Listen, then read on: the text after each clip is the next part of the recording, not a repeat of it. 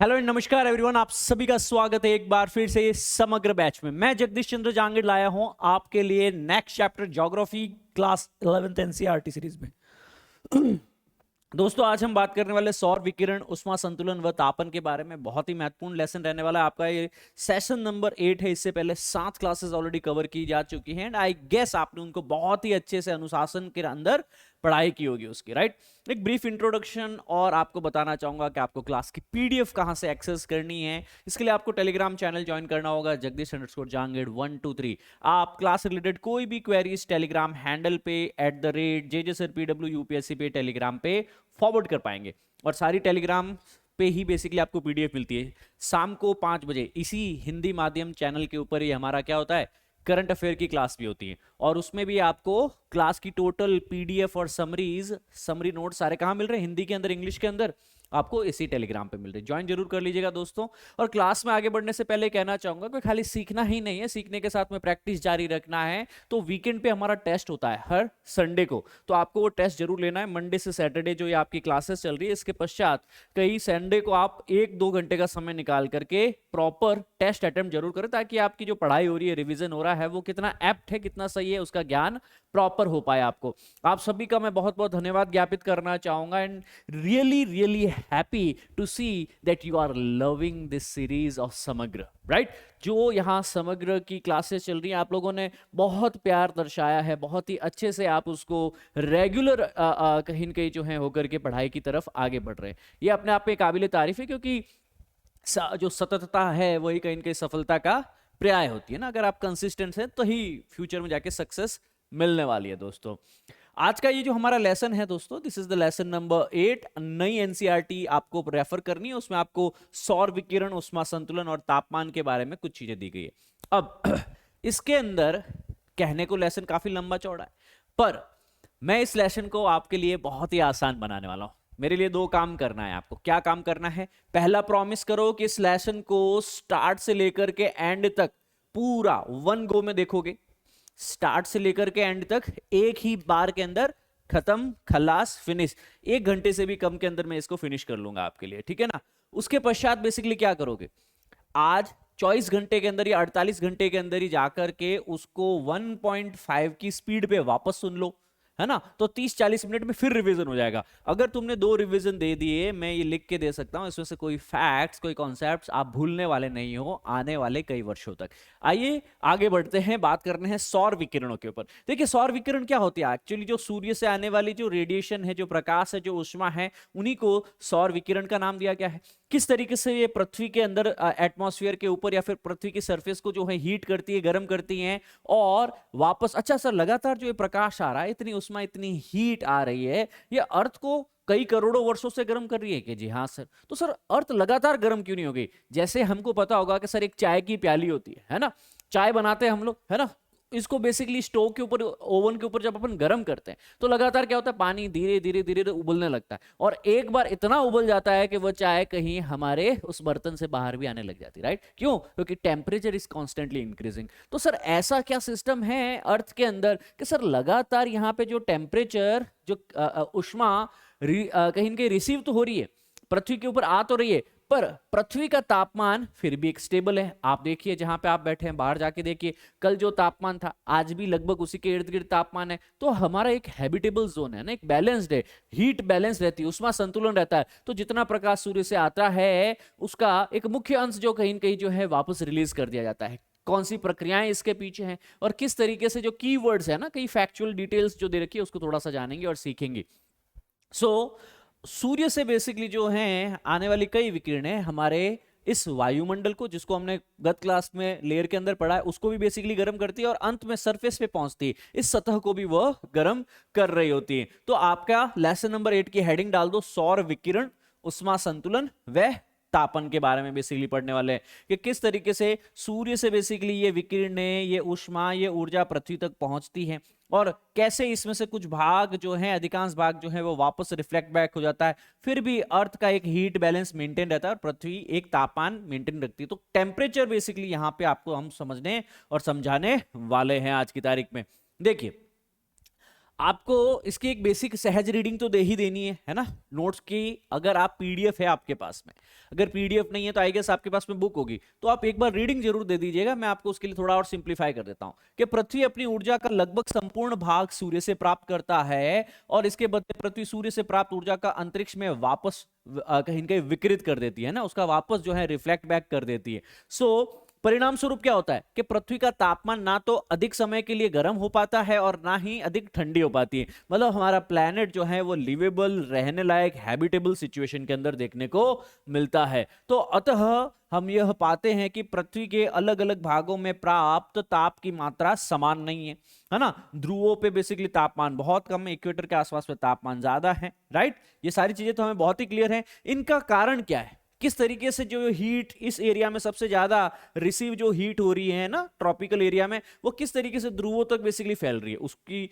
स्थिति को हम जानेंगे। क्या पवने हैं, कैसे वो स्थानांतरण हो रहा है ना। और इस अध्याय में वायुमंडल के गर्म और ठंडे होने की प्रक्रिया और परिणाम स्वरूप पृथ्वी के सतह पर तापमान के वितरण को समझाया गया कि कैसे ये हीट आकर के पृथ्वी को गर्म कर रही है, और कैसे ये हीट, ये उष्मा, ये गर्मी, ये टेम्परेचर वेपर्स पूरी पृथ्वी के अंदर एक तरीके से क्या हो रहा है, सर्कुलेट हो रहा है ना, स्थानांतरित हो रहा है एक जगह से दूसरी जगह। इसको थोड़ा सा सीखेंगे और समझेंगे।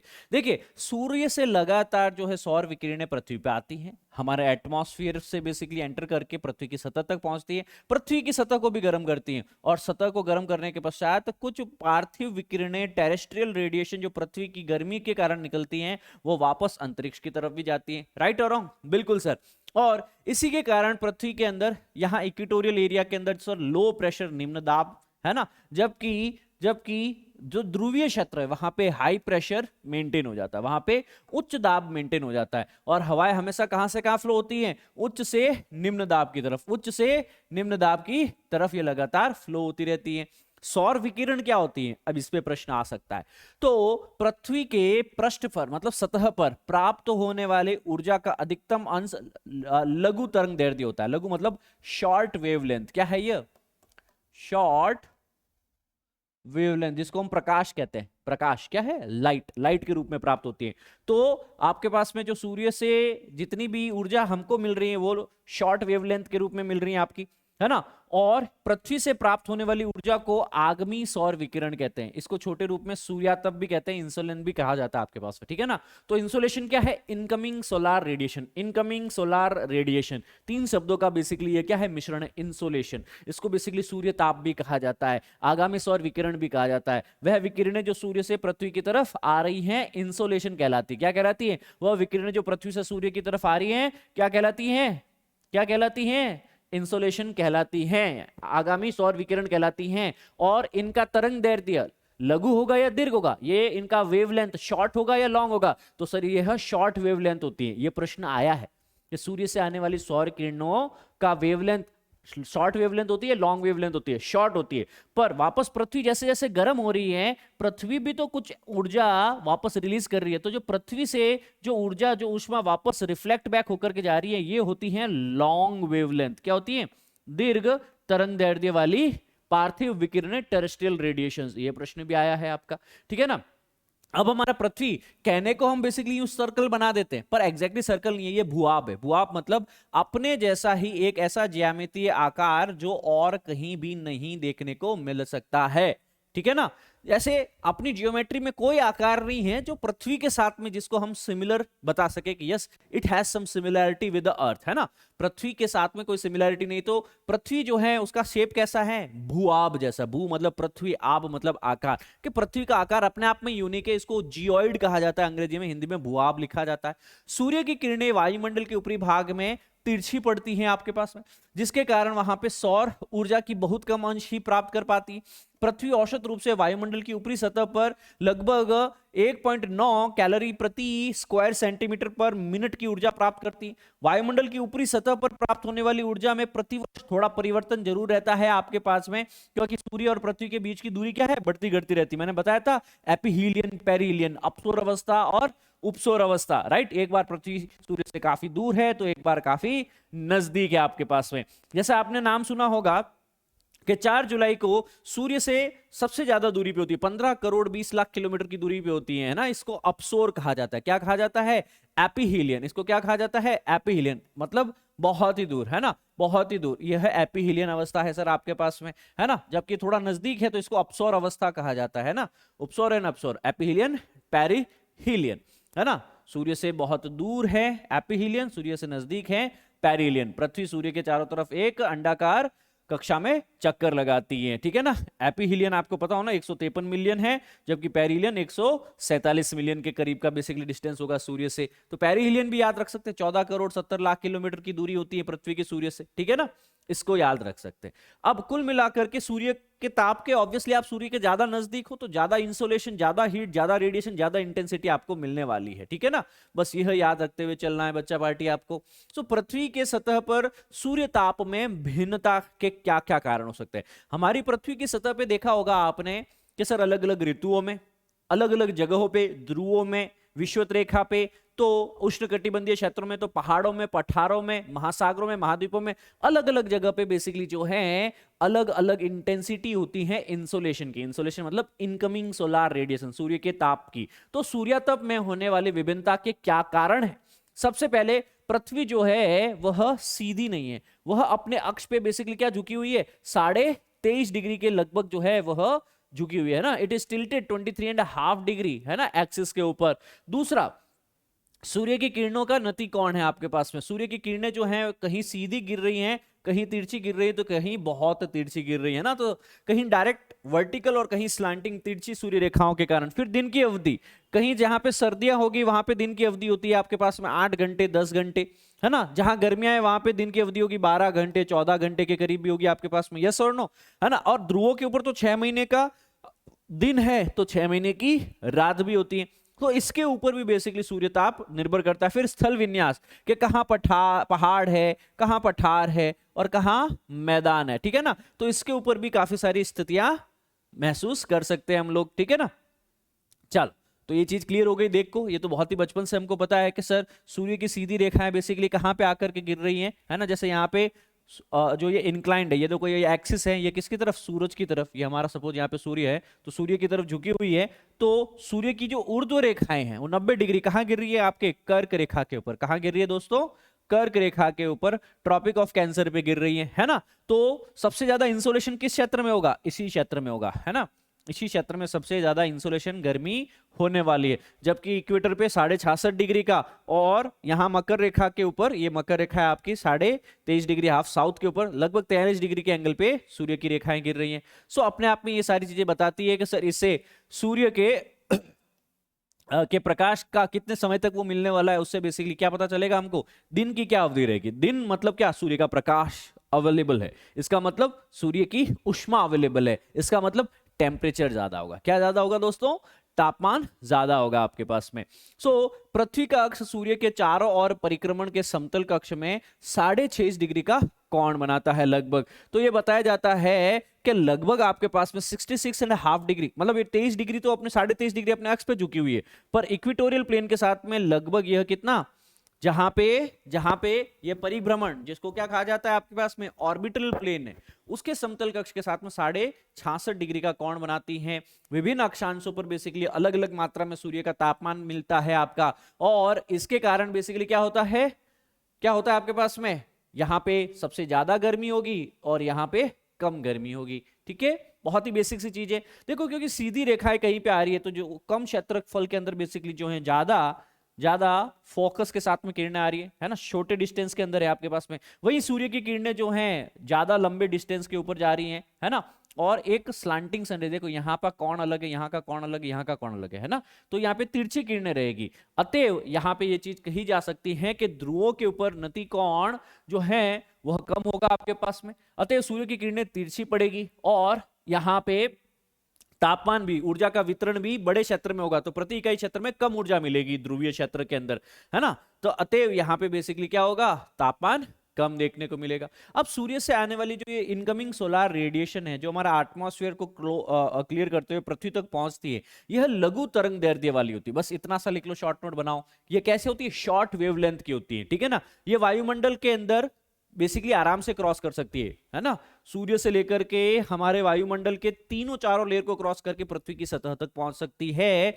और यहाँ पे शोभ मंडल में जो हमारी जलवाष्प है, ओजोन है, अन्य किरणें हैं, इंफ्रारेड रेस को बेसिकली जो ये अवरक्त विकिरण होती है ना आपके पास में, इनको अवशोषित कर लेती है। तो शोभ मंडल में छोटे लंबित कण देखने के कारण स्पेक्ट्रम को अंतरिक्ष व पृथ्वी की सतह की ओर विकिरणित कर देते हैं। यही प्रक्रिया आकाश में रंग के लिए उत्तरदायी होती है। मतलब ये जो आपके पास में हम कह रहे हैं ना कि शॉर्ट वेवलेंथ आ रहा है ना, लघु तरंग दैर्ध्य की प्रकाश की किरणें सूरज से आ रही है।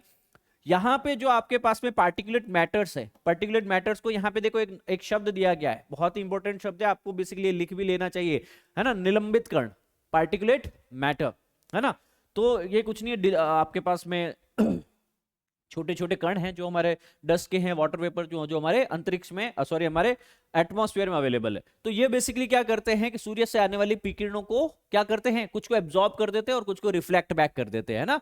तो इसके कारण क्या होगा, अब विकिरणित कर देने के कारण क्या होगा, प्रकाश जो है आपके पास में सूर्य का प्रकाश जो है वह आकाश में कैसा रंग में दिखाई देता है, दिन के समय नीला दिखाई देता है, दिन के समय नीला रंग दिखाई देता है आपके पास में। सूर्य जब भी उदय होता है और अस्त होता है ना, तो सूर्य कहां से उदय होगा, अस्त होगा, सर यहां से उदय होगा, है ना, ऐसे दोपहर हुई और यहां पे होता होता अस्त हो गया, है ना। तो सर यहां पे आपके पास में ये क्या है, क्षितिज है, ये क्या है आपका क्षितिज है, क्षितिज मतलब हॉराइजन। हॉराइजन पे क्या होगा, उन्हीं सूर्य की किरणों को ज्यादा डिस्टेंस ट्रेवल करना होगा, ज्यादा रिफ्रैक्शन होगा, और ज्यादा रिफ्रैक्शन के कारण सूर्य की किरणें कैसे दिखेगी आपके पास में वायुमंडल में, लाल रंग देखने को मिलेगा, है ना। तो प्रकाश के प्रकीर्णन के द्वारा बेसिकली सूर्य उदय और सूर्य अस्त के होने के समय सूर्य लाल रंग का लगा जाता है। तो जो लालिमा का समय होता है, याद करो डस्क का और डॉन का समय होता है, या तो भोर का समय सुबह का या शाम का समय होता है जब संध्यास्त होने वाला होता है ना, कि लाली तेरे लाल की जित देखे हो तो लाल, लाली देखड़ में गई तो मैं भी हो गई लाल। चलो तो ये चीज समझ में आई कि सर क्यों आकाश जो है नीला दिखाई देता है दिन में, और सुबह व शाम में सूर्योदय व सूर्यास्त के समय यह लाल दिखाई देता है। ये सब रीजन जाता है प्रकाश के प्रकीर्णन के ऊपर, जो कि निलंबित कणों के द्वारा वायुमंडल में किया जा रहा है दोस्तों। लगातार ये शॉर्ट वेव रेडिएशंस पृथ्वी के एटमॉस्फेयर में से अंदर एंटर होती हैं, और पृथ्वी गर्म होती है, और गर्म होती है देखो रेड हो रही है लगातार, है ना, रेड हो रही है मतलब गर्म हो रही है, और गर्म होकर के वापस कुछ ऊर्जा को रिलीज करती है। इसको टेरेस्ट्रियल रेडिएशन कहा जाता है, पार्थिव विकिरण। पार्थिव मतलब पृथ्वी से आने वाली, पार्थिव मतलब पृथ्वी से आने वाली, इंग्लिश में टेरेस्ट्रियल कहा जाता है। अब ये जो होती है वो होती है लॉन्ग वेव रेडिएशन। क्या होती है आपके पास में, दीर्घ तरंग दैर्ध्य वाली विकिरणें होती है। इसको ही थोड़ा सा समझना है आपको, है ना। यहां पे क्या बताया जाता है आपको कि सर पृथ्वी के अंदर यहां पे डायरेक्ट सनरेज है इक्वेटर के आसपास वाले रीजन के अंदर, जबकि आपके पास में इससे थोड़ा सा ऊपर चले जाएंगे, है ना, तो आपके पास में ऑब्लिक सनरेज आ रही है ना, तिरछी सूर्य की रेखा है। तो ये कह रहे हैं कि धरातल पर सूर्य का जो ताप है वह इस क्षेत्र में, है ना, उष्णकटिबंधीय क्षेत्र के अंदर बेसिकली क्या होगा, सबसे ज्यादा होगा, 320 वाट प्रति वर्ग मीटर होगा आपके पास में। जबकि मैं ध्रुवों के ऊपर जाता हूं तो तिरछी स्लांटिंग सनरेज आती है, तो यहां तो 70 वाट प्रति वर्ग मीटर से भी कम बेसिकली सूर्य का ताप हमको मिल पा रहा है। इसका मतलब सीधी सी बात है आपके पास में, सर यहां तापमान ज्यादा है और यहां तापमान कम है, ठीक है ना, तापांतर आपको स्पष्टतः देखने को मिल रहा है। तो अब आपको ये चीज समझनी है कि सूर्य की किरणें जो आ रही है वह क्या हो रहा है, सबसे पहले एटमॉस्फेयर के अंदर, एटमॉस्फेयर में क्या है, बादल है हमारे, तो इन बादलों के द्वारा क्या है, जलवाष्प है इसमें, है ना, धूल के कण इसमें एब्जॉर्ब हो जाती है, it is absorbed bye atmosphere and the cloud. तो हमारे वायुमंडल के द्वारा, वे बादलों के द्वारा कुछ किरणें अवशोषित कर ली जाती है, ठीक है ना। फिर बाकी की किरणें कहां तक आ गई, आपके पृथ्वी के ऊपर आ गई, पृथ्वी को गर्म कर रही है। फिर बाकी पृथ्वी फिर गर्म होने के बाद में क्या होगा, वो भी तो कुछ हीट फेंकेगी कि नहीं फेंकेगी। सपोज आपने क्या किया कि चाय को गर्म किया, ठीक है सर, अब उसको भले ही आपने किससे हटा लिया, आपने रिमूव कर दिया कुकर, जैसे आपका जो भी ओवन है, गैस है, उसके ऊपर से हटा लिया, पर फिर भी अब चाय को हाथ लगाओगे तो उसमें से धुआं निकलता हुआ नजर आ रहा है ना, केटली गर्म है ना, चाय का कप गर्म नजर आ रहा है, तो क्या हो रहा है, उससे हीट निकल रही है, रेडिएशन निकल रही है, राइट। समझ में आया बात आपको। तो पृथ्वी जो पूरे दिन भर गर्म होती रहती है, वह भी लगातार कुछ रेडिएशंस, कुछ विकिरणें, कुछ टेरेस्ट्रियल रेडिएशंस, पृथ्वी से निकलने वाली टेरेस्ट्रियल पार्थिव विकिरणें निकलती हैं। आने वाली तो लघु तरंग दैर्ध्य की थी, शॉर्ट वेवलेंथ की थी, पर पृथ्वी से जो निकलने वाली है वह क्या होगी आपके पास में, लॉन्ग वेवलेंथ रेडिएशन होगी। अब जब ये वेवलेंथ रेडिएशन वापस पृथ्वी रिफ्लेक्ट करेगी तो इसमें से कुछ एटमॉस्फेयर एब्जॉर्ब कर देगा, कुछ रिफ्लेक्ट बैक हो जाएंगे क्लाउड के द्वारा, राइट, और कुछ अंतरिक्ष में चले जाएगा। तो आपको ये समझना है कि सर ये हीट ट्रेवल कैसे करती है, हीट ट्रेवल कैसे करती है, वायुमंडल के अंदर जो टेम्परेचर है वह कैसे मेंटेन रहता है। उसको मेंटेन रखने के लिए कई तरह के आपके पास में अलग अलग फिनोमिनन्स है जिनको आपको समझना है कि वायुमंडल में गर्म और ठंडा होने के अनेक तरीके हैं। वायुमंडल किस तरीके से अपना हीट बैलेंस रखता है, एक होता है चालन जिसको कंडक्शन कहा जाता है, फिर है संवहन कन्वेक्शन, अभिवहन एडवेक्शन, और पार्थिव विकिरण टेरेस्ट्रियल रेडिएशन इसको कहा जाता है। आइए इन चारों को समझने की कोशिश करते हैं। चालन क्या होता है, सबसे पहले यह है आपके एनसीईआरटी में चालन के बारे में कुछ चीजें बताई गई है। देखो, जो सूर्य की आने वाली प्रवेशी सौर विकिरणें हैं वह गर्म होने के बाद पृथ्वी की सतह के निकट वायुमंडलीय परतों में दीर्घ तरंगों के रूप में ताप का संचरण करती है ना, आपके लॉन्ग वेव रेडिएशन के रूप में, ठीक है ना। और पृथ्वी के संपर्क में आने वाली वायु धीरे धीरे गर्म हो जाती हैं और निचली परतों के संपर्क में आने वाली वायुमंडल की ऊपरी परतें भी गर्म हो जाती हैं। इस प्रक्रिया को चालन कहा जाता है। तो चालन तभी होता है जब असमान ताप वाले दो पिंड एक दूसरे के संपर्क में हो। मतलब सूर्य से आने वाली शॉर्टवेव रेडिएशन ने पृथ्वी को तो बहुत गर्म कर दिया, बहुत गर्म कर दिया, हीट कर दिया। अब क्या है, पृथ्वी का टेम्परेचर सपोज मैं कहता हूं सर आपके पास में है 40 डिग्री सेल्सियस, है ना, और जो आसपास का वायुमंडल है इसका टेम्परेचर है आपके पास में 30 डिग्री सेल्सियस, है ना, इसके ऊपर का 20 डिग्री, इसके ऊपर का 10 डिग्री सेल्सियस। तो अब क्या होगा सर आपके पास में कि पृथ्वी के सतह के संपर्क में जो भी यहां पे वायु है जिसका टेम्परेचर अलग है, आपका पृथ्वी का टेम्परेचर अलग है, तो अब इन दोनों में जो है उष्मा का आदान प्रदान होना शुरू हो जाता है, हाँ या ना। हम सर्दियों में यही तो करते हैं, गर्म पानी की ग्लास, है ना, एकदम कितनी अच्छी लगती है अपन को गर्म पानी उस वक्त, है ना, चाय का कप कितना अच्छा लगता है हमको, हाथ में पकड़ के चुस्किया लो, है ना।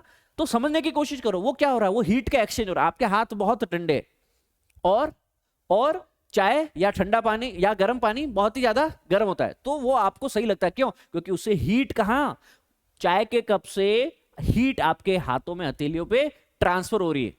तो टेम्परेचर, अच्छा ये ट्रांसफर कब तक चलेगा, जब तक चाय का टेम्परेचर और आपके हाथ का टेम्परेचर सेम ना हो जाए या इन दोनों के बीच का जो संपर्क है वह टूट ना जाए, ठीक है ना। ठीक वैसे ही जो ये हवाएं हैं, ये वायुपुंज जो है जो ठंडा है, पर पृथ्वी की सतह जो गर्म है, अब पृथ्वी की सतह के संपर्क में, गर्म सतह के संपर्क में आकर के वह भी गर्म होगा। अच्छा, जब वो गर्म होगा, हमें पता है कि गर्म हवा हल्की होती है, हाँ या ना, गर्म हवा हल्की होती है। सर ये भी बताओ एग्जाम्पल देके। देखो, कभी भी जो गर्म हवा होती है गुब्बारे में भरी जाती है, तो गुब्बारे के अंदर देखो आपने देखा होगा कि एक बर्नर लगाया जाता है, और उस बर्नर के थ्रू क्या होता है, जो हवा होती है ना वो लगातार गर्म होती रहती है। और जो गर्म हवा का एक स्वभाव होता है वह ऊपर की तरफ उठती है, वह ऊपर की तरफ उठती है, इसी को कन्वेक्शन कहा जाता है।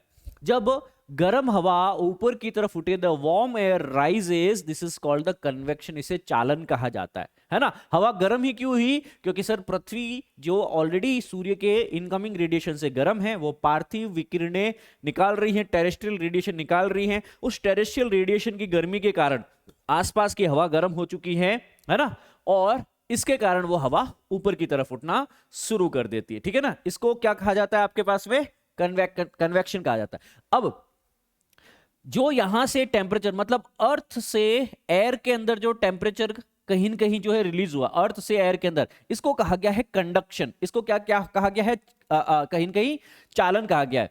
और जो हवा की ये ऊर्ध्व गति हुई है आपके पास में, इसको कहा गया है कन्वेक्शन। तो देखो कन्वेक्शन क्या होता है, कन्वेक्शन मतलब पृथ्वी के संपर्क में आई वायु गर्म होकर धाराओं के रूप में लंबवत ऊपर उठी है ना। जैसे ये अर्थ है, इसके आसपास में जो भी हवा है वो गर्म होकर के बेसिकली क्या होगी, ऊपर की तरफ लंबवत परपेंडिकुलर ऊपर की तरफ उठना शुरू करते, ठीक है ना। तो वायुमंडल में लंबवत तापन की यह प्रक्रिया संवहन कहलाती है ना। ऊर्जा का स्थानांतरण का ये एक प्रकार है, शोभ मंडल में होता है आपके पास में, है ना। गर्म हवा होगी, ठंडी हवा होगी, वो क्या करेगी, नीचे की तरफ उठेगी, नीचे की तरफ पाइल डाउन होगी। गर्म हवा क्या करेगी, ऊपर की तरफ उठने वाली, है ना। तो एक तो हमने सीखा कि सर होता है चालन, कंडक्शन, पृथ्वी के सतह पे आकर के हवाएं गर्म हो जाती हैं, और यही गर्म हवाएं जब ऊपर उठने लगी तो कन्वेक्शन कहा इसको, ठीक है ना। इसके बाद होता है एडवेक्शन।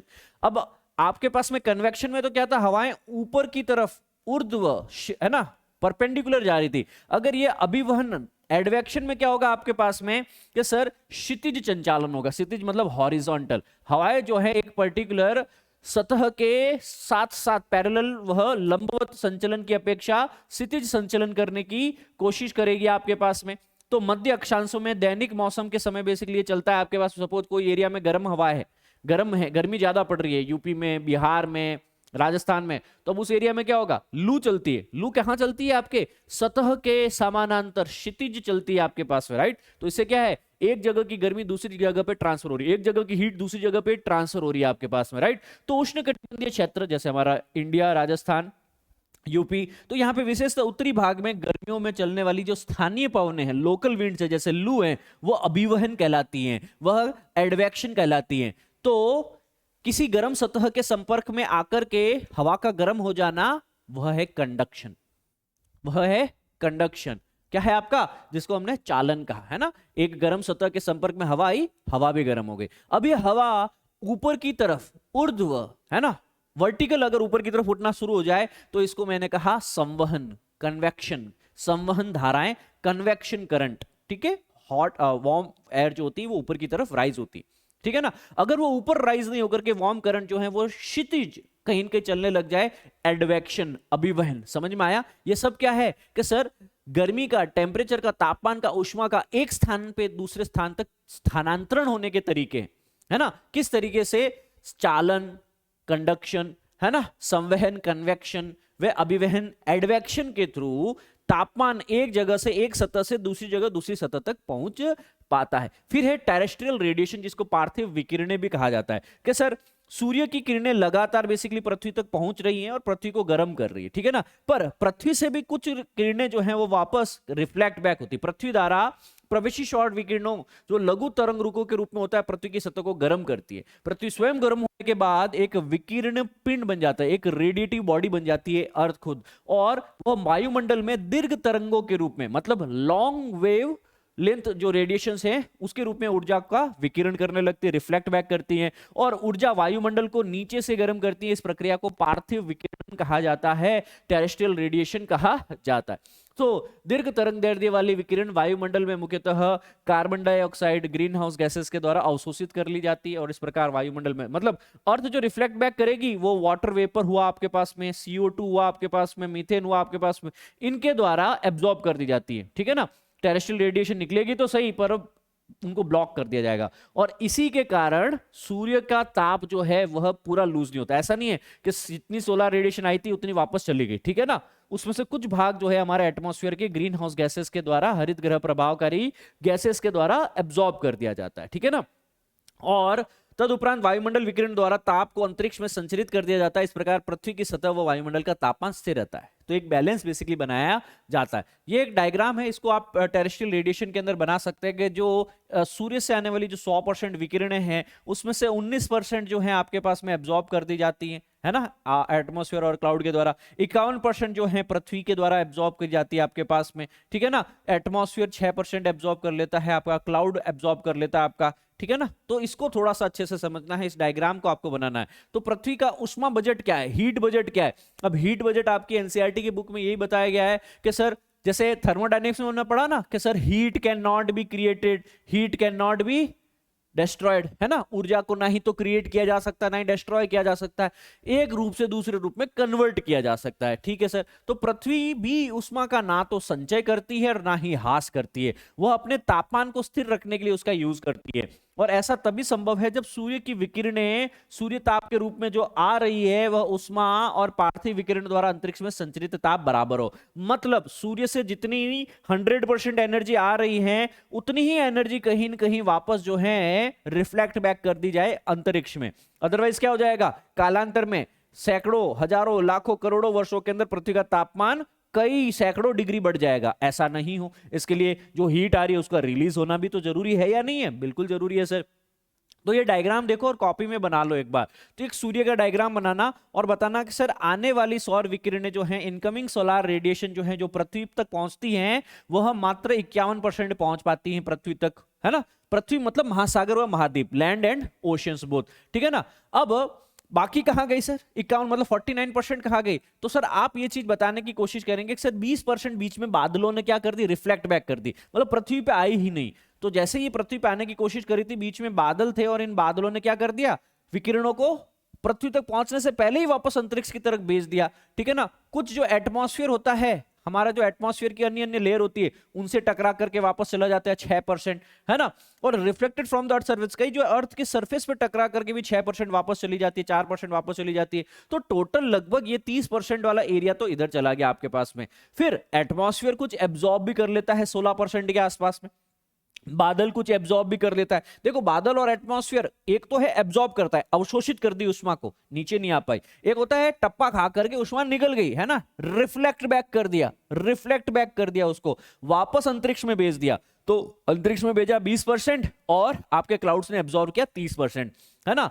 वैसे ही एटमॉस्फेयर ने जो रिफ्लेक्ट किया 6% और एटमॉस्फेयर ने एब्जॉर्ब किया 16%। अब जब मैं इन टोटल का बेसिकली कैलकुलेशन निकालता हूं तो 100 के करीब आता है। तो टोटल 100 के करीब अर्थ के आसपास का इनकमिंग सोलर रेडिएशन का बजट हुआ। अब जाने का बजट भी 100 के करीब का होना चाहिए गुरु। देखो ध्यान से देखना इसको, अगर ध्यान से नहीं देखा तो समस्या हो सकती है आपके पास में। जो भी आपके पास में अर्थ से आने वाली जो निकलने वाली शॉर्ट वेव टेरेस्ट्रियल रेडिएशन है ना आपके पास में, सॉरी लॉन्ग वेव, है ना, दीर्घ तरंग दैर्ध्य की जो विकिरणें, पार्थिव विकिरणें हैं, अब इनको आप देखने की कोशिश करेंगे इस तरीके से।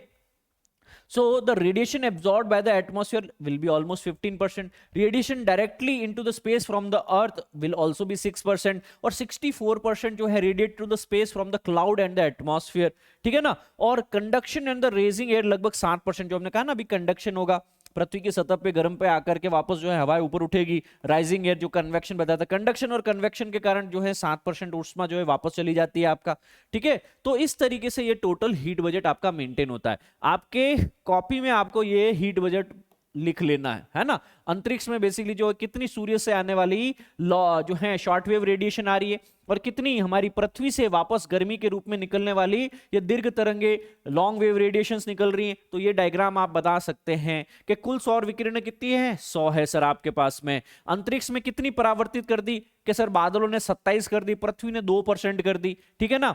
ओके सर, ये चीज समझ में आ गई आपको।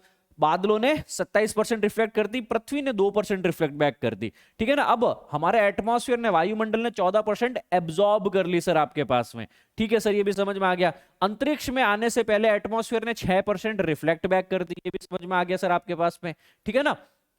सो यहां पे प्रत्यक्ष रूप से अर्थ पे कितना पहुंच पाया भैया, 34%, और प्रकीर्णन के कारण 17%। तो पृथ्वी द्वारा अवशोषित वो लगभग कितना है, पृथ्वी द्वारा अवशोषित लगभग है सर 51%, है ना, बाकी का रिफ्लेक्टेड बैक। अब इसमें से अगर आप देखने की कोशिश करेंगे पृथ्वी से अंतरिक्ष की और विकिरणें, कि पृथ्वी से जो टेरेस्ट्रियल रेडिएशन निकल रही है ना, उन टेरेस्ट्रियल रेडिएशन को देखने की कोशिश करिएगा कि टोटल 23 में से बेसिकली पृथ्वी की जो विकिरणें हैं उनमें से पृथ्वी से अंतरिक्ष की और विकिरणें जो जा रही हैं वो 17% है, बाकी की 6% एटमॉस्फेयर के अंदर चली गई, है ना। प्रक्षोभ व संवहन, है ना, कंडक्शन व कन्वेक्शन के कारण, कंडक्शन व कन्वेक्शन, प्रक्षोभ व संवहन चालन के कारण 9% जो है ऊष्मा वो एटमॉस्फेयर में ऊपर की तरफ उठ जाती है। संघनन कंडेंसेशन के कारण जो है ये ऊष्मा वापस बादलों के अंदर चली जाती है, और लगभग 48% जो है ऊष्मा विकिरणों के रूप में वायुमंडल व अंतरिक्ष और विकिरण के रूप में बाहर चली जाती है। सो इस तरीके से ये 100 to 100 लगभग बैलेंस रहता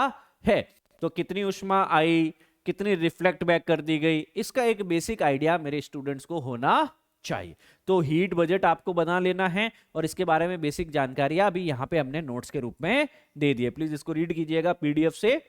चलो, इसमें कुछ क्योंकि खास है नहीं ज्यादा, इसमें फैक्चुअल डिटेल्स हैं जो कि basically I refrain from advertising, है ना। सो अब हम बेसिकली किसकी बात कर रहे हैं कि सर सबसे ज्यादा गर्मी कहां पहुंच रही है, कि सर इक्वेटर वाले जोन के अंदर, तो सर यहां एनर्जी सरप्लस रहती है। सबसे तिरछी किरणें क्या सूर्य की, कि सर जो उत्तरी ध्रुव और दक्षिणी ध्रुव के ऊपर, तो सर जो ध्रुवीय क्षेत्र है वहां एनर्जी डेफिसिट होगा, वहां पे एनर्जी की कमी ही देखने को मिलने वाली है सर हमको, तो ठीक है ना। तो इस तरीके से हमको ये सारी चीजें याद रखनी है। तापमान जो है अर्थ का कभी भी स्टेबल नहीं रहता है, तापमान लगातार परिवर्तनशील है। सूर्य का ताप जो है वह लगातार बेसिकली क्या है, टेम्परेचर चेंज होता रहता है आपके पास में, ठीक है ना। कभी यहां ज्यादा तो कभी नॉर्थ में ज्यादा तो कभी साउथ में ज्यादा है, कई कारण हो सकते हैं तापमान के, है ना। जैसे उस स्थान की अक्षांश की रेखा, आप कहां पे हो, 60 पे हो, 30 पे हो, 0 पे हो, 30 पे हो, 60 पे हो, कहां पे बैठे हो, आपकी लैटिट्यूडनल अक्षांश की पोजीशन, फिर समुद्र तल से आपकी ऊंचाई। हमको यह पता है कि समुद्र तल की ऊंचाई के साथ में बेसिकली क्या होता है, लैप्स रेट, हमको पता है कि एक ऊंचाई के बाद में तापमान कम होने लगता है। तो सर अगर मैं यहाँ पे बैठा हूं तो तापमान अलग होगा सर, पर अगर मैं यहाँ बैठा हूं तो तापमान और अलग होगा, यहाँ बैठा हूं तो तापमान बहुत कम होगा, और छोटी के ऊपर तो सिर पे तापमान और भी कम होगा। तो समुद्र तल से ऊंचाई के ऊपर बेसिकली क्या होगा, टेम्परेचर कम होता है, ये हमको पता है ना। समुद्र से दूरी, अच्छा समुद्र से दूरी पे क्या होगा आपके पास में, याद करो, जो विषमकारी परिस्थितियां, कॉन्टिनेंटल इफेक्ट देखने को मिलेगा, क्योंकि जो लैंड ब्रीज और सी ब्रीज होता है, मॉडरेटिंग इफेक्ट होता है समुद्र का, वो कोस्टल एरिया में, तटीय एरिया में ज्यादा रहता है। हाई प्रेशर से लो प्रेशर की तरफ हवाएं चलने लगती हैं, समकारी परिस्थितियां हो जाती है आपके पास। विषमकारी कब हो जाती है, जब वो दूर होता है ना, इसी कारण टेम्परेचर भी ज्यादा होगा। कोष्ण वो ठंडी महासागरीय जलधारा है, जैसे आपके पास में लगातार जो इस तरह की महासागरीय जलधारा है, वो ठंडे पानी का वापस इक्वेटर की तरफ लाया, गर्म पानी को ध्रुव की तरफ ले गया, इससे क्या हुआ, टेम्परेचर मेंटेन रहा। तो किसी भी स्थान पर एयर का टेम्परेचर इन सारे कारणों के ऊपर निर्भर करता है दोस्तों, जो एयर है उसके ऊपर भी निर्भर करता है। This all things, this all factors are very important, इसको आपको पढ़ना है ना। तो आप कहां पे लैटिट्यूड में कहां लोकेटेड है उसके ऊपर भी किसी स्थान का तापमान डिपेंड करता है, ठीक है ना। जैसे मैं अगर भारत की बात करूं तो हमारे यहाँ पे बेसिकली क्या है, ये ट्रॉपिकल कंट्री है इंडिया, तो यहाँ का तापमान अलग होगा। अगर मैं एंटार्क्टिका की बात करूं तो यह पोलार कंट्री है, पोलार कॉन्टिनेंट है आपके पास में, तो इसका तापमान बहुत ही अलग होगा।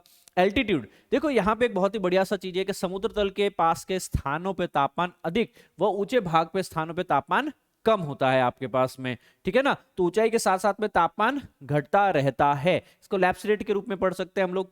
स्थल की अपेक्षा समुद्र में धीरे धीरे गर्म और धीरे धीरे ठंडा होता है आपके पास में, है ना। तो जो पानी है, समुद्र है, वो धीरे धीरे गर्म होता है, इसमें दोनों में तापांतर होता है आपके पास में, ठीक है ना। और धीरे धीरे ही बेसिकली इसका तापन होता है ना, जमीन बहुत जल्दी गर्म हो जाती है, इसी कारण बेसिकली बहुत ही जल्दी जो है सी के ऊपर हाई प्रेशर मेंटेन हो जाता है, और लैंड पे क्या होता है, लो प्रेशर। और हवाएं कहां से क्या चलती है, हाई से लो प्रेशर की तरफ चलती है। तो दिन के समय बेसिकली क्या चलता है आपके पास में, दिन के समय एक सी ब्रीज चलती है, समुद्र से ठंडी हवाएं आती है, वो इस एरिया को, तटीय क्षेत्र को समकारी परिस्थिति रखती है ना। समुद्र से अगर दूर हो तो वहां पे फिर ये लाभ नहीं मिलेगा आपको। समुद्र के निकट वाले क्षेत्रों में बेसिकली जो है इनका प्रभाव देखने को मिलेगा, और तापमान सम रहेगा, अच्छा रहेगा आपके पास में, ठीक है। डिस्टेंस जैसे जैसे बढ़ेगा उतना ही खराब है। अब तापमान के वितरण को नियंत्रित करने वाली काफी सारी चीजों में से जो है वो वायु संहति और महासागरीय धाराएं भी ऑलरेडी बता चुका हूं कि सर अगर वार्म एयर मास है तो वहां का टेम्परेचर ज्यादा होगा, शीत वायु संहति या कोल्ड एयर मास है तो वहां का टेम्परेचर पूरे एरिया का कम हो जाएगा। और सागरीय धाराओं के द्वारा भी बेसिकली समुद्री तटों को और महत्वपूर्ण चीजों को बेसिकली जैसे जो है टेम्परेचर में कवर किया जाता है। ये एयर मासेस होते हैं ना, पूरे के पूरे कॉन्टिनेंट के ऊपर फैल सकते हैं ये, है ना, पूरे कॉन्टिनेंट में बेसिकली गर्मी ला सकते हैं, ठंड कर सकते हैं, फला फला, है ना। ये महासागरीय जलधारा है, पानी एक पर्टिकुलर डायरेक्शन के अंदर फ्लो होता रहता है, ठीक है ना। ये एयर मासेस है आपके, cold and warm air masses. अब तापमान का वितरण के बारे में हमने बेसिक जानकारी ले ली है। अब इसके आगे ये खाली फालतू की चीजें दे रखी है कि कहाँ पे 30 डिग्री है, यहाँ पे सिर्फ एक चीज आपको जानने की कोशिश करनी है ना। वो क्या है वो मैं बता देता हूं आपको। समताप रेखा क्या होती है, देखो हमारे मानचित्र के ऊपर अगर मैं कहता हूं सपोज यहां पे 20 डिग्री तापमान है, यहां 20 डिग्री है, यहां 20 डिग्री है, यहां 20 डिग्री, तो सर मैं एक लाइन कनेक्ट करके इन सारे 20 डिग्री के बिंदुओं को अगर मैं जोड़ दूं, है ना, if I draw a line connecting the all the places with the same temperature, इनको समताप रेखाएं कहा जाता है, ठीक है ना। समताप रेखाएं कहा जाता है। तो जनवरी में समताप रेखाएं महासागरों के उत्तर में और महाद्वीपों के दक्षिण की ओर झुक जाती है, ठीक है ना। तो देखो महासागरों के उत्तर के अंदर और देखो क्या लिखा, महासागरों के उत्तर में और महाद्वीपों के दक्षिण में झुक जाती है आपके पास में। दक्षिणी गोलार्ध में तापमान भिन्नता कम होती है क्योंकि वहां जल का भाग ज्यादा है, क्योंकि देखो ये इक्वेटर है, इसके नीचे देखो बहुत ही ज्यादा पानी है, जबकि इक्वेटर के ऊपर के देखो सबसे ज्यादा जमीन है। तो समताप रेखा लगभग अक्षांशों के समानांतर ही चलती है ना, almost parallel to the latitudes, अक्षांशों के समानांतर ही चलेगी आपके पास में, ठीक है। इसमें कुछ खास जानकारी है नहीं इस लेसन के अंदर, जो समझना था वो समझ चुके। एक आपको समझना है वो है व्युत्क्रमण। व्युत्क्रमण क्या होता है सर आपके पास में, जिसको कहा जाता है टेम्परेचर इन्वर्जन। जनरली हम क्या कहते हैं कि सर ये हमारी अर्थ है ना, ये हमारी अर्थ है, अगर पृथ्वी के आसपास की हवा है वो सबसे ज्यादा गर्म होगी। अगर क्या हो कि सर ठंडी हवा यहां पे आ जाए, इसको क्या कहा जाता है आपके पास में, व्युत्क्रमण। तो जनरली गर्म हवा होनी चाहिए, पर गर्म की जगह अगर ठंडी हवा आ जाए, है ना, जनरली क्या होना चाहिए आपके पास में, ये गर्म हवा होनी चाहिए, ठीक है ना। और अगर इस गर्म हवा को रिप्लेस करके ठंडी हवा नीचे की तरफ आ जाए आपके पास में, तो इसको क्या कहा जाता है, इसको कहा जाता है तापमान व्युत्क्रमण। अच्छा, ये कब होगा सर आपके पास में? जब तापमान ऊंचाई के साथ घटता है तो यहाँ पे सामान्य ह्रास दर, जिसको लैप्स रेट कहा जाता है ना, कई बार बेसिकली ये होता है कि सामान्य ह्रास दर उलट जाती है और तापमान व्युत्क्रमण इसको कहा जाता है, ठीक है ना कि सर इन्वर्ट हो गया, ऊंचाई के साथ तापमान घटना चाहिए पर घट नहीं रहा सर, बढ़ रहा है। अब नीचे तापमान कम है और ऊपर तापमान ज्यादा है ना। तो यहाँ पे काफी सामान्य घटना है सर्दियों में, जो है जो मेघविहीन क्लाउडलेस नाइट्स जो होती है, लॉन्ग नाइट्स होती है, शांत वायु होती है, वहां व्युत्क्रमण हो सकता है आपके पास में। देखो सीधी सी बात है, मैं आपको एक चीज कहना चाहता हूं, दिन के समय वैली एरियाज के अंदर देखा जाता है ना। देखो यहां पे क्या है आपके पास में, ये आपका शीट्स है पर्वतों का, तो पर्वतों के शीट्स पे बेसिकली जो है तापमान अधिक होगा, जहां तापमान अधिक तो लो प्रेशर, तो ये बेसिकली क्या है, घाटी है। और घाटी बेसिकली क्या है आपके पास में कि सर यहाँ पे अगर यहाँ पे लो प्रेशर है तो यहाँ पे तापमान कम होगा, तो यहाँ हाई प्रेशर होगा। हवा कहां से कहां चलेगी आपके पास में, हाई प्रेशर से लो प्रेशर की तरफ चलेगी, हाई प्रेशर से लो प्रेशर की तरफ चलेगी। दिन में वैली से माउंटेन की तरफ चलेगी, इसको वैली ब्रीज कहा जाता है, घाटी समीर कहा जाता है इसको, ठीक है ना। अब रात में क्या होगा सर, अब जैसे रात हुआ, देखो चंदा मामा निकल आए, तो अभी ये जो चोटियां, पर्वतों की चोटियां जो आपके पास में दिन में गर्म हो चुकी थी, अब रात को ठंडी हो गई, यहाँ हाई प्रेशर है अब, है ना।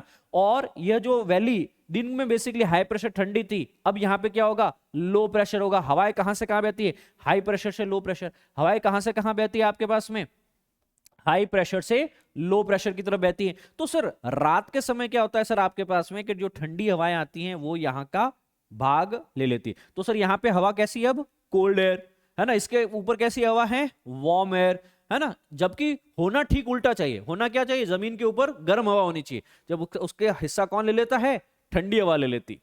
तो इसको टेम्परेचर इन्वर्जन कहा जाता है, ठीक है ना।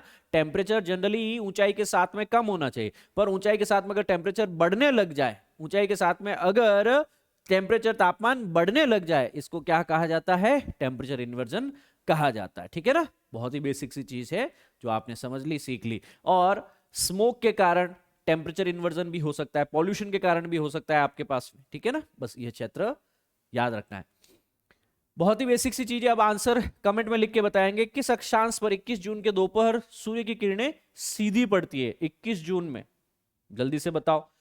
निम्न में से किस शहर पर दिन सबसे ज्यादा लंबा होगा, ए बी सी या डी। निम्नलिखित में किस प्रक्रिया का द्वारा वायुमंडल मुख्यतः गर्म होता है। वायुमंडल किससे गर्म होता है सर आपके पास में, शॉर्ट वेव, लॉन्ग वेव, किसके द्वारा। निम्न पदों को उचित विवरण के साथ में मिला है। तो यहाँ पे सूर्यताप क्या है, एल्बिडो क्या है। अच्छा, एक एल्बिडो करके कॉन्सेप्ट बताता हूं। सूर्य की जो इनकमिंग रेडिएशन है, अगर वो कोई व्हाइट सरफेस पे टकराती है, जैसे क्लाउड है, आइस है, वाटर है, स्नो है, तो उससे टकरा करके वापस रिफ्लेक्ट बैक हो जाती है ना। क्योंकि जो ब्लैक और डार्कर बॉडीज होती है वो ज्यादा से ज्यादा एब्जॉर्ब कर देती है, उनको हम आदर्श कृष्णिका कहते हैं। क्या कहते हैं आपके पास में, आदर्श कृष्णिकाएं कहते हैं, ठीक है ना। आइडल ब्लैक बॉडीज, वो पूरी की पूरी हीट को एब्जॉर्ब करती है। जैसे ये ब्लैक कोट है ना, पूरी हीट को एब्जॉर्ब कर देता है, पूरी हीट को एब्जॉर्ब कर देता है ना। बहुत ही कम जो है आपके पास में वापस रिफ्लेक्ट बैक कर पाता है। जबकि बर्फ जो होगा वो 90% एनर्जी को वापस क्या कर देगा, उष्मा को रिफ्लेक्ट बैक कर देता है। इसलिए देखो बर्फ पिघलती नहीं है आसानी से पर्वतों के ऊपर। क्यों, क्योंकि सर जो उसको हीट मिल रही है ना ऊंचाई के ऊपर, वो जो हीट, वो उष्मा प्रकाश की किरणों में से 90% उसने वापस क्या कर दिया, परावर्तित, विकिरणित कर दिया। इसको एल्बिडो कहा जाता है सर आपका, ठीक है। बस ये बेसिक सी चीज थी। इस ग्रुप को ज्वाइन करो जल्दी से, जगदीश_जहांगीर123। यहाँ पे सारी पीडीएफ मिलेगी, क्लास के सारे नोट्स और अपडेट्स यहीं पे मिलने वाले हैं दोस्तों आपको, ठीक है। That's it. और कोई भी डाउट आए तो टेलीग्राम पे reach out to me, J sir PW UPSC। आपकी तैयारी से related, academic, non academic, planning, time management से रिलेटेड कोई भी चीज आपको समस्या आ रही है, you can reach out to me, I will be more than happy professionally to help you with that, है ना। और ये हमारा टेलीग्राम चैनल है जहां पे आप पीडीएफ जाके डाउनलोड कर सकते हैं इस लेसन की। थैंक यू क्लास, जय हिंद, सर्वदा शक्तिशाली, God bless you all and don't forget to like, share and subscribe to this channel। और आपका एंगेजमेंट, आपका एनकरेजमेंट बहुत ही मायने रखता है। आज जब मैं ये लेक्चर रिकॉर्ड कर रहा हूं, 5 सितंबर का दिन है, टीचर्स डे है दोस्तों। और आप सभी से मेरा एक ही निवेदन है कि आप जो भी पढ़ाई करें, जो शुरुआत कर रहे हैं, उसको अंत तक जरूर लेके जाए, सक्सेसफुल कल्मिनेशन तक जरूर लेके जाए। क्योंकि कई बार हम शुरू तो कर लेते हैं पर उस चीज को अंत तक ले जाने के लिए इच्छा नहीं, इच्छा शक्ति चाहिए। तो I hope that you all are being blessed with the strong will power, है ना, एक दृढ़ संकल्प, दृढ़ इच्छा शक्ति अपने लक्ष्य को प्राप्त करने के आप सभी के अंदर हो। यह तहे दिल से शुभकामनाएं। आप अपना फीडबैक कमेंट के माध्यम से जरूर बताइएगा दोस्तों। I will be more than happy to hear from all of you. जय हिंद।